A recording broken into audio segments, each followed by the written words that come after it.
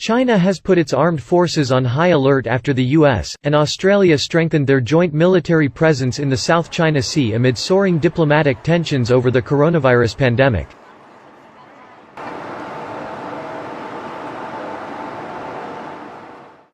The Ministry of National Defence in Beijing said Australia's joint navigation exercises with the US in the disputed waters threatened regional peace and stability. Officials said they were closely monitoring activities by foreign naval vessels in the volatile region. Defense spokesman Colonel Wu Qian said, "Reality has proven once again that the U.S. is the biggest facilitator of the militarization of the South China Sea, and is a troublemaker for the region's peace and stability.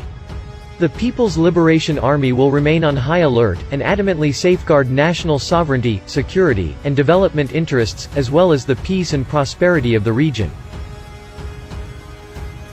Beijing was enraged when the Australian Navy teamed up with U.S. warships to carry out joint freedom of navigation exercises during the past fortnight.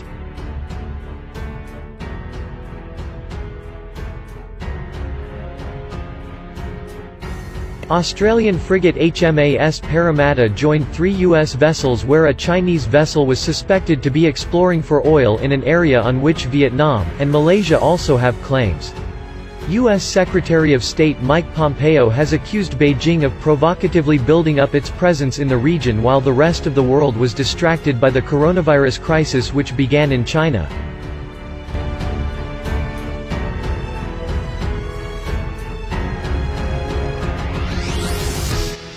Australia's calls for an independent inquiry into the pandemic has put further strain on the relations between Canberra and Beijing.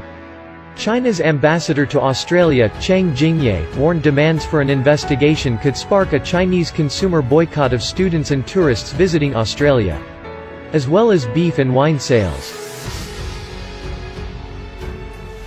Analysts said China could deliberately slow down customs clearances for Australian beef and wine exports in retaliation.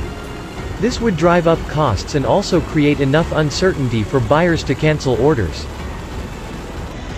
Lin Guofa, a research director at BRIC Global Agricultural Consultants, said, "There is some political risk. It has happened before with rapeseed from Canada. While it is technically against World Trade Organization rule, China has previously been accused of using regulations and red tape to unofficially slow customs clearances for some products."